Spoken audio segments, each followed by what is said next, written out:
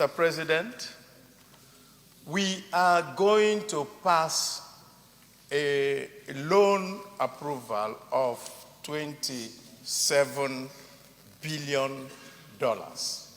And we who are going to pay back that are making efforts to make sure that this is clarified to other people. And Mr. President, you are not giving us the privilege to make our points known and come across. And we don't see anything that is so difficult for us. Where is your privilege? Just you cited which privilege of yours was not given to you?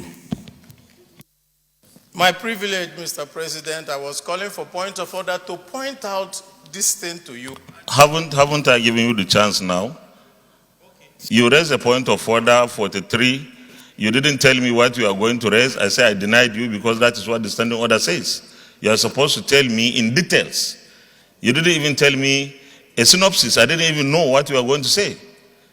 So I denied you that, but before then you spoke even more than once. And I think, Minority Leader, you know the process here more than anybody else.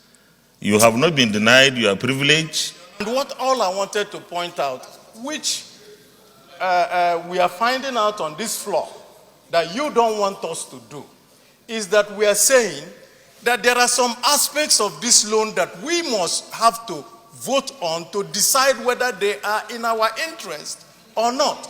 And the Senate leader had even confirmed with me and said that all he wants also, and he's right here, you can find out from him, that we accept the ones that we raise our economy. We have some issues with certain things inside here. The reason why reports of committees come to the General House is so that we can make our inputs into those things. Now, we want to make our input and we're being shut out. We're just being told either pass or not pass. And I think that that is not very, very good for the economy of this. I want the discussion on this loan to degenerate into partisanship. Please. We shouldn't degenerate it into partisanship. This is for our country, for our people. And I want to say that you raise your hand. I recognize you in almost all the two cases you raise your hands. The only one I denied you was when you came under 43. And under 25, our standing order 25, H.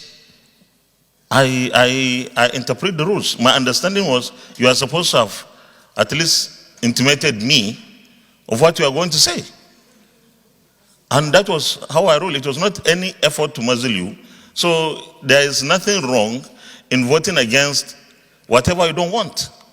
Nobody is saying you shouldn't do that. And if you have an explanation that will guide us, we have taken so much explanations from our colleagues that will guide us to process this report. So we don't have to degenerate it into partisanship. You are putting us in a very impossible situation because you're telling us to pass even those things that we approve of. It's either we say no or we say yes. And we say that that is not the way that we do our debates here. We must look at each item and decide whether each item will go or not go. This is also about Nigeria. It has nothing to do with partisanship. Actually, if you want to talk about partisanship, some of our colleagues here have also complained that this is lopsided in one section of this country. And we didn't want to make an issue of it.